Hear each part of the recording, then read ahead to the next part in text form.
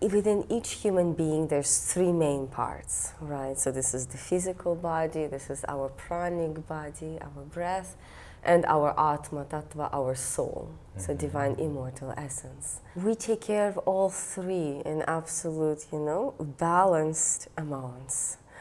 So pranayama and yoga asana, it has its place because it tunes our instrument and perfects it, It keeps it like well-oiled, like a well-oiled machine, so that you can really get to your destination. It is chanting of Sanskrit mantras, but of course with devotion. Yeah. Basically, Guruji also said, you spent 15 years here, you're graduated, you must now go and share.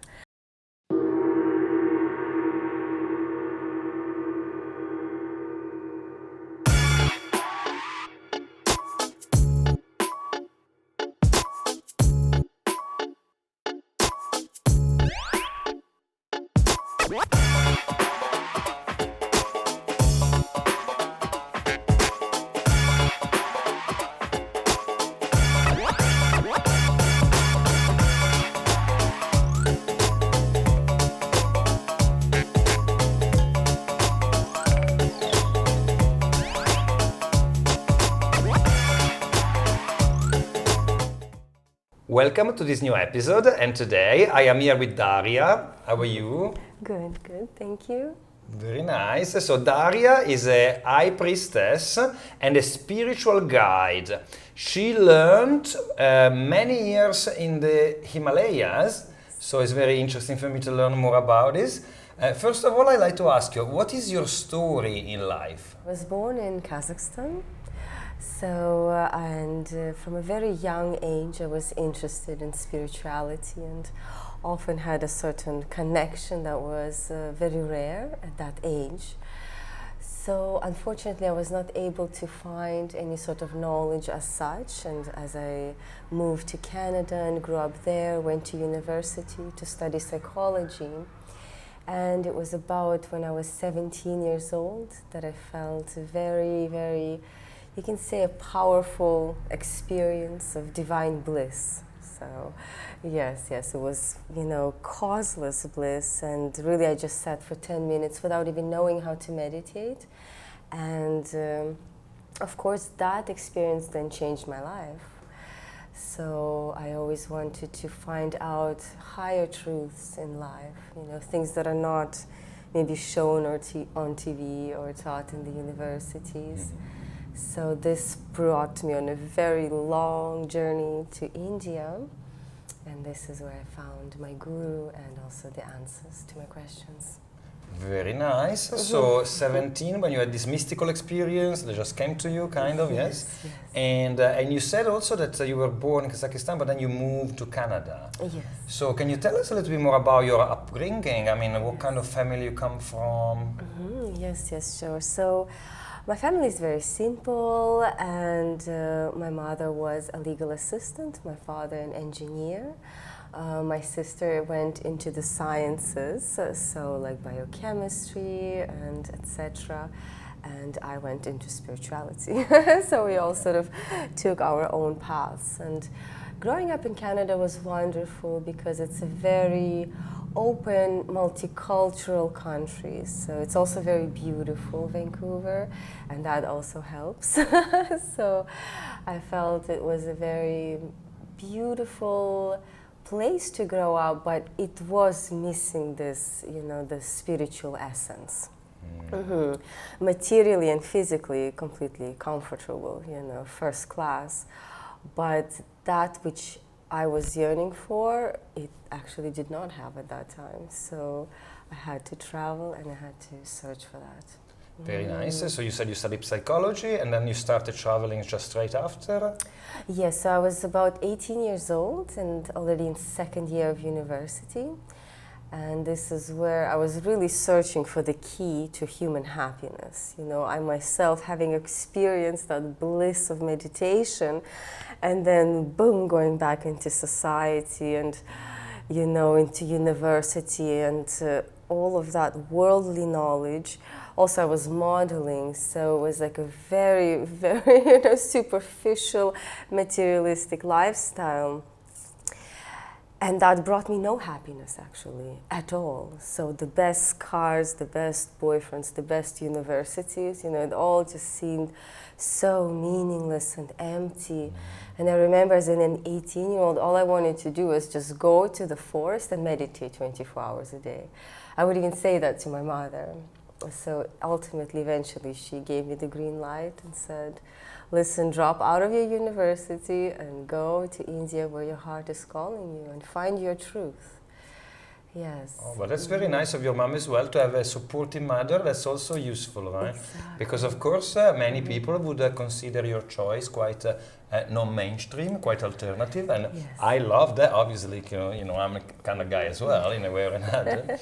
But it is tough sometimes, and at such a young age as well. So you moved to the Himalayas, or you moved to India, and you started your journey.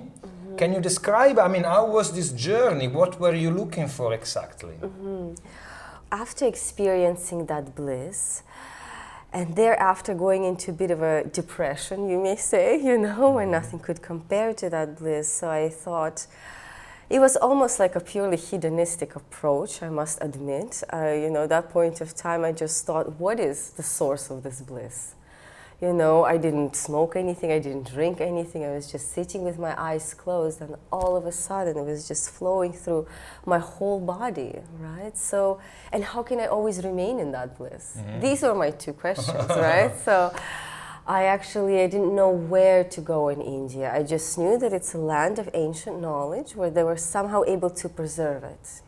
Perhaps knowledge was vastly known around the world, from Egypt to Africa, but somehow people through the time had forgotten, or it was distorted, or it was forgotten, whatever may be the case. I decided to go to India to resurrect that knowledge and to remind myself of those eternal truths that I knew I was now seeking.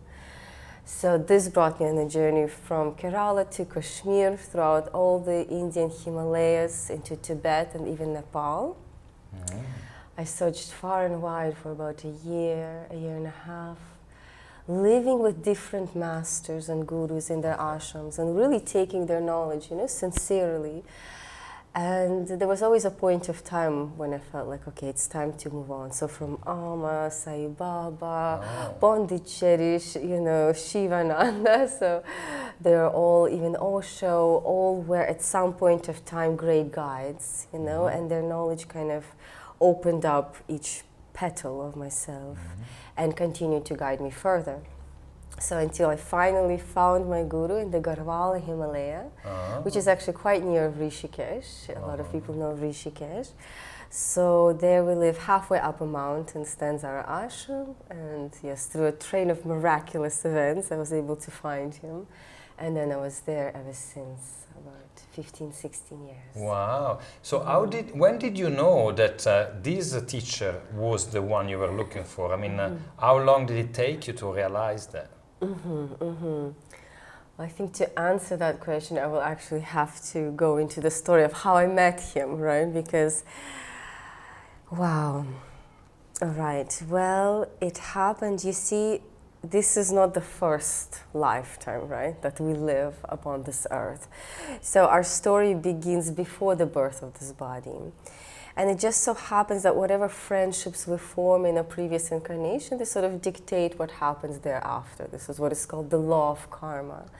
And this is why they say actually spiritual knowledge is the greatest, most precious treasure that anyone could have, because it's the only thing that you can take from one birth to the next. Your body, your house, your riches, your company, your wife, even, and children you leave behind. However, this you always take with you. It's the only thing. So I guess having lived a few lifetimes in connection with these great masters, I came in contact once more with one master. His name is Mahavatar Babaji, and he's the master of Kriya Yoga. So he once more, after Krishna, brought the knowledge of Krishna, of Kriya Yoga to the earth. So after receiving one connection with him in another ashram of India called Herakan, Basically, I had this. He's no longer in a physical form, so he's an unseen master. But such a strong was our connection that I could almost see him, feel him, and most certainly hear him. You know, he guided me even when I had to go back to Canada to renew my visas and all these things. So constantly, I was receiving this high knowledge from a master that I wasn't even sure who is. So searching for Kriya Yoga, searching for Mahavatar Babaji and his authentic teachings, I was not able to find them in the West, not even in the organizations thereof. So searching for this knowledge, I returned back to India and I really prayed. I said, Master, please guide me. You know, I can hear you, I can feel you, but how do I take on your knowledge? Bring me to the place where I can embody it, where I can become it. And this is when I went back to India. I was in Rishikesh, and one photographer, this is just a random photographer in Laxmanjula, who once took my picture, and therefore he had my email to send me the picture. He happened to know my guru, right, who is also a disciple of Mahavatar Babaji. So he receives a divine, I guess you can say, visit of Babaji in his meditation, and Babaji says, listen, you need to write an email to this girl and bring her to the 2 caves, which are on the territory of my ashram. You see? So he writes me an email saying, you know, please don't think I'm crazy, but such and such master, you probably don't know him, visited me in meditation. He said to bring me to 2 caves in Rishikesh. I don't know if you're in Canada, where for a year we hadn't any contact. And that time I was in Rishikesh. Can you imagine? Perfect. So exactly. And I said, this is my master. I have been searching for him. Bring me to those 2 caves now. And he came, brought me, and then afterwards I met Guruji. And when I met, and I mean, of course, when I meditated in those 2 caves, first of all, it was such a strong experience, you know. Words cannot describe. It was like a bomb, atom bomb of light blew up inside of me. So such a powerful experience. I knew that I was to do my spiritual practice there. I said, this is where I want to do my sadhana. And yes. And the rest is history. Very, very exactly. good. Yes, yes. And you were in the ashram for over a decade, right? Well, sounds like a lot of time. Can you tell us a little bit what was your routine in the ashram? What were you up to all this time? Well, the most interesting and funny thing is that when you really describe what we do in the ashram physically, it sounds like we do a whole bunch of nothing. Sounds good. Quite honestly. But once you're there, you know, in that, I don't know what to call it, laboratory, right, of higher research of the universe, including yourself. So if I'm to go sort of an overall, what was I doing there? I was researching the nature of the universe, my true essence, what is my true self, and how to become that, and what is God, and how to become that, or one with that, right? How to understand what is the divine and connect with that. So basically, understanding and union were my 2 goals of research and spiritual practice. And that, when you look at it more practically, just looks like a whole bunch of purification, self-purification. Because actually we are that, you know, we really are that divine essence.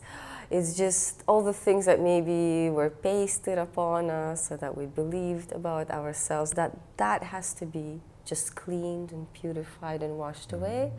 And that which is will automatically shine forth.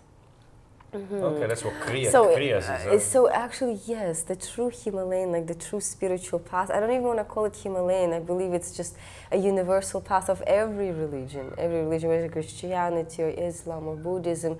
They teach the path of love, of compassion, purity, right? To be pure, to be light. So all of these things are intertwined, and they all really lead us back to our source or back to our true self. Which is divine. Which is divine, yes. Which always has been and always will be.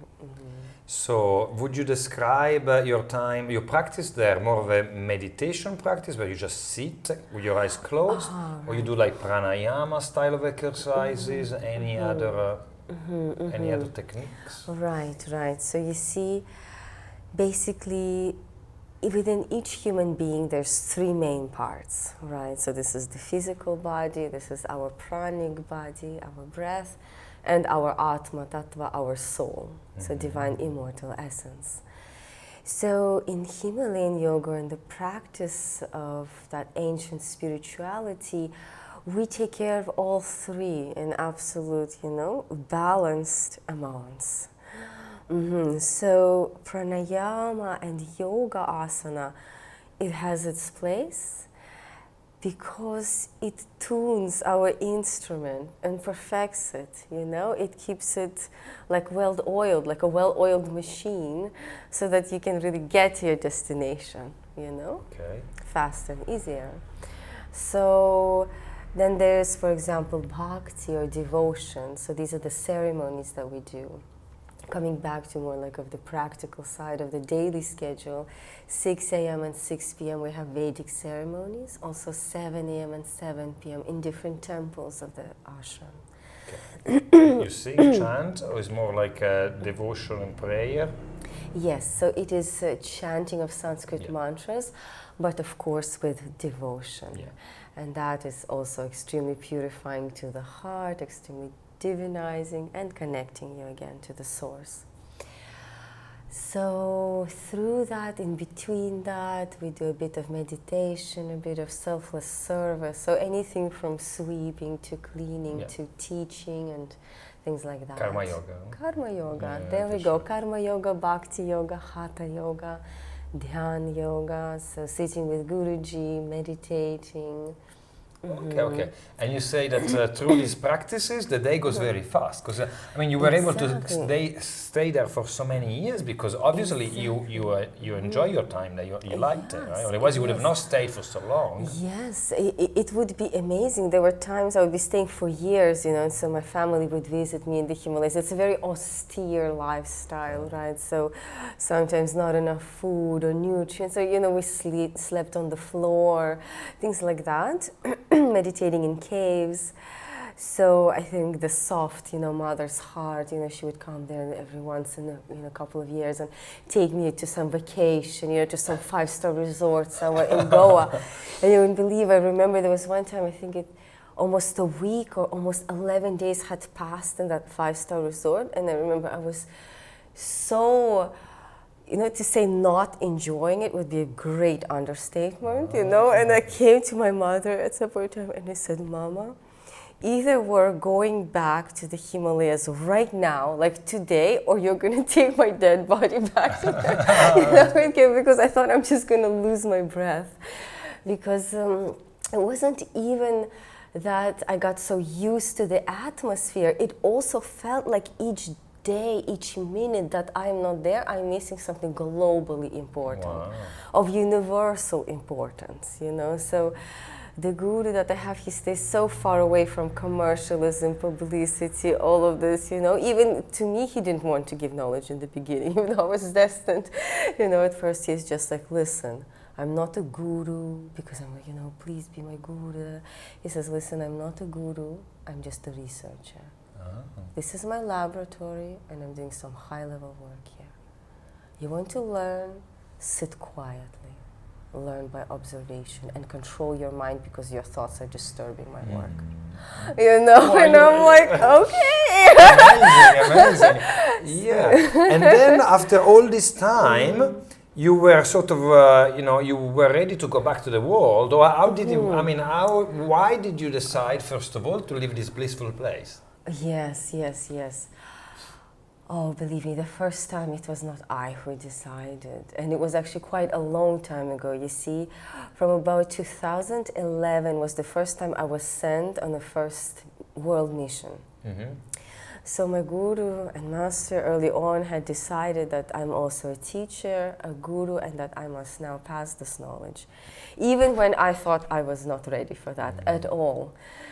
In fact, it was, yes, it was during, I think it was about only 3 years that had passed, and this is where the very intense first 3 years in the Himalayas, when I would barely leave my cave. So Guruji had passed on a cave to me that was also a temple. So this is where I would do Vedic ceremonies. This is where I learned all of the pujas and Sanskrit mantras, became a priestess, etc.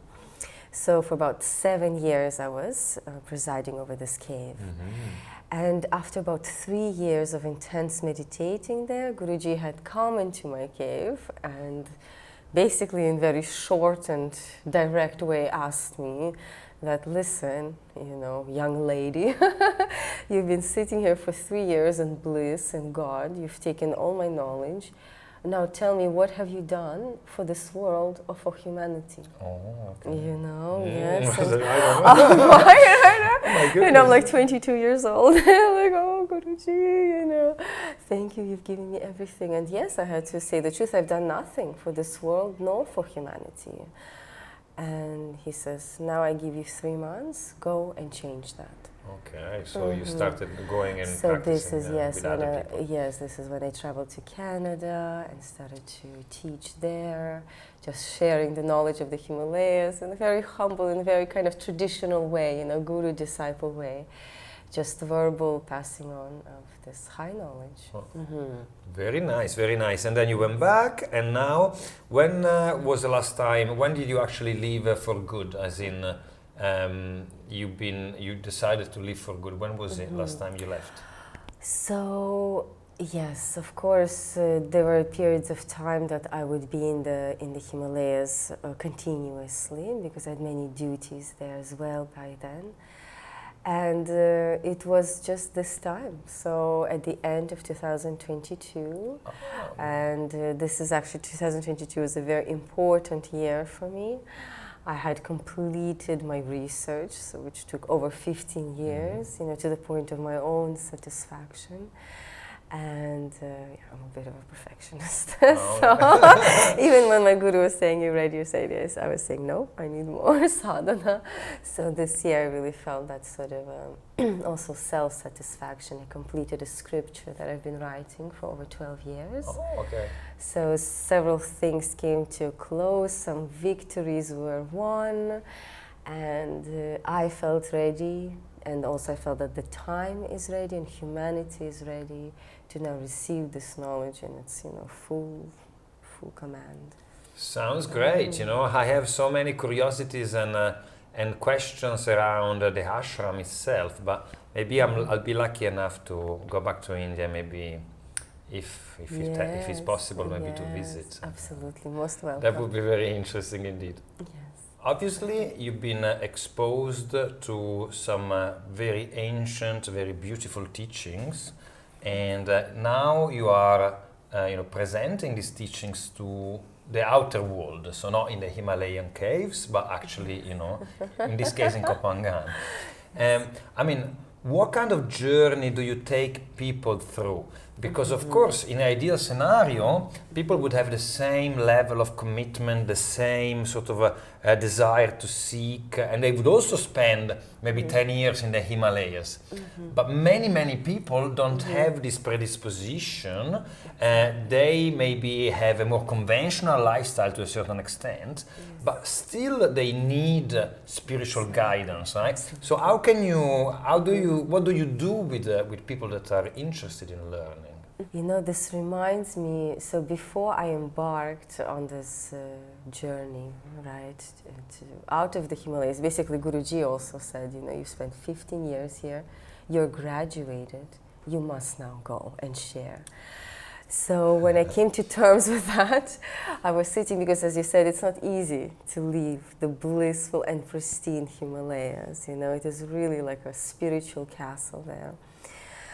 So as I was sitting there at night, meditating upon this great duty, really, I'm embarking upon, and I saw the moon.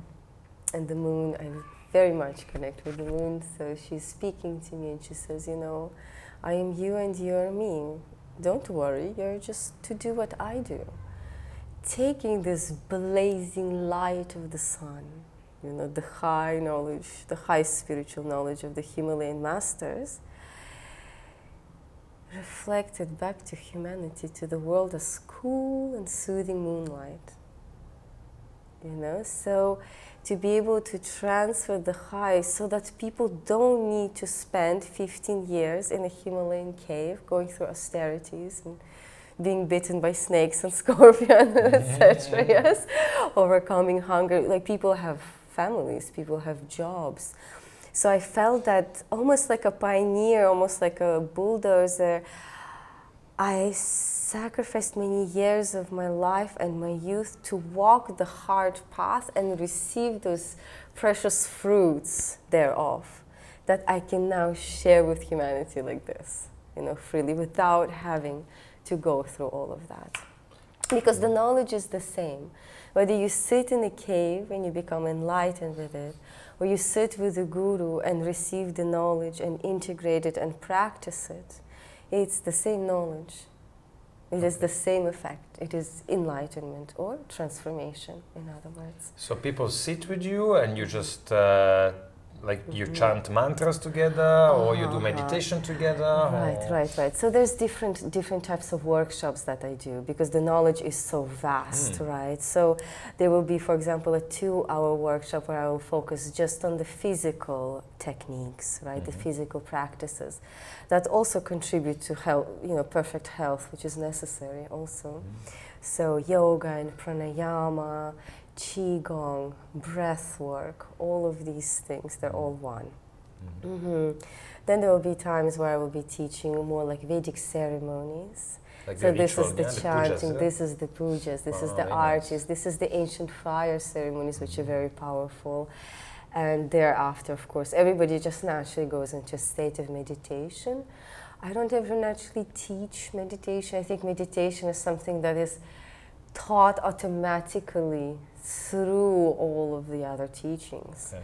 So when you're in a state of satsang, when you ask a question, you know, it can even be from your mind, but someone that has never, or no one has been able to answer, and you receive the answer and it hits you, you know? So then you sit there and in a state of meditation, a state of realization. Okay. So all of these things, whether it's you know, certain practices or techniques, or whether it's some verbal, vibrational knowledge, whether it's purification of chakras. Because once you tap into the infinite, once you tap into the absolute, you don't have any limitations of your expression or in the ways that you can help other people. You know, you may know Reiki, you may all of a sudden know architecture, you know, whatever the moment calls for. So there's no, you know, it's very vast, but I would say to really kind of narrow it down would be ancient Vedic ceremonies, you know, the passing of verbal and vibrational knowledge through satsang, and different practices of yoga and pranayama and meditation. That's lovely, because I know that you have actually a workshop coming up, right? A multi-day workshop coming up in Koh Phangan. When is it? Yes. So it will be a retreat, and it will be, wow, so this is going to be the New World Retreat, and from July 1st to July 5th. Okay. Yes, and this is what I like to do, because instead of doing just separate workshops where people will receive just bits and pieces of information, this will be kind of taking them on a journey together with you, where they will receive a lot of hours of my presence each day, kind of going and practicing and studying deeply and feeling deeply each of this, you know, you can say parts of one science. Very nice. So it's in Serenity, yeah, coming up in July. Very nice. So I suppose the last question is, why do you love Koh Phangan? I mean, it's many places someone like you could go to, and you know, you're in Koh Phangan right now. What's special about the island? Wow. What a question. From where to begin, you know? Well, let me begin about 7 years ago in the Himalayas. A very old German man, you know, he may be watching this. If you're watching this, contact me. I mean, he would even have to use crutches to walk up the mountain. So he arrives at my ashram, and somehow through the conversation he comes up to me and says, listen, you need to go to this island in Thailand Wow. called Koh Phangan. Seriously? Yes, Wow. yes, and you know that Fascinating. yes, you know, it's something sit in your memory. You just don't forget these moments, you know. So I always remember. But however, you know, being the functioning high priestess of the Himalayas, and also being a disciple, and also being a guru, I had no time for myself or my own travels. So as soon as I was sort of released from the Gurukul and arrived first in Vancouver, Canada, I realized that for my spiritual mission, I need a place that vibrates like my mission, you know? And what is this mission? It's just, you know, in 4 simple words, divine light and divine love. You know, these are my 2 powers. And this island stands on crystal quartz and rose quartz, right? So beautiful. Divine light and divine love. So I knew right away, as soon as I came here, I would sing Om. One time I sang Om like in the toilet, you know, and my whole body almost went into paralysis of how strong the energy. And I thought, wow, this island is definitely special. Of course, like any place on this earth, it has some work to do. And yes, I've been doing that for the last few months in, you know, certain ways. But I would say it has so much potential. And yes, if we purify it properly and give that higher level knowledge and that direction that I believe all of these beautiful and spiritual people are looking for that are here. It also attracts a very certain kind of people, right? We're like the gems, I guess you can call the cream of society, also in a spiritual sense. I don't want to advertise this island too much because I don't want it to get overpopulated. You know, it's already becoming so popular, but I felt like I arrived home, you know, to be honest, because yes, very high souls, very high vibration. And I felt like there's also a need for Himalayan knowledge here, with all these other, you know, things happening or that have happened. There's definitely a call and a need for purity and ascension and a very kind of strong, disciplined type of direction that really leads to some, you know, tangible results. You know, as my guru taught me, one time he saw me actually reading a spiritual book in the ashram. I forgot what the book was, and he looked at me and says, "Dhairya, what are you doing?" And I say, "You know, Guruji, I'm reading a spiritual book. I'm getting spiritual knowledge." And he says, "Dhairya, read this, study this, and you will have all the knowledge of the universe." Okay, yeah. You know, so we believe in practical knowledge. Yeah. We believe in experiential knowledge, not theoretical. So if it's not enlightening people, I don't believe it, you know what I mean? So, you know, our spiritual practice should have weight, it should have power, it should bear results. It may not always be easy. It is a narrow path, you know, it's not that all can walk. Otherwise, it would be like rolling down the hill is very easy, but climbing a mountain, you might sweat a bit, right? So in the same way, when you walk the narrow path, be prepared. It will require some dedication, but through the grace of, you know, divine guidance, divine gurus, and divine powers, we try to smoothen out, lessen, and also expedite the path as much as possible. Sounds lovely, and you know, with the lovely Burmese children noise behind, you know, they're jumping on the trampoline. Yes, thank you very much. Yeah, they're kind of sweet. I like the energy. Yeah. So thank you very much for coming, you know, and telling us our story. And yeah, kapunka. Good luck with everything then. Kapunka, thank you so much.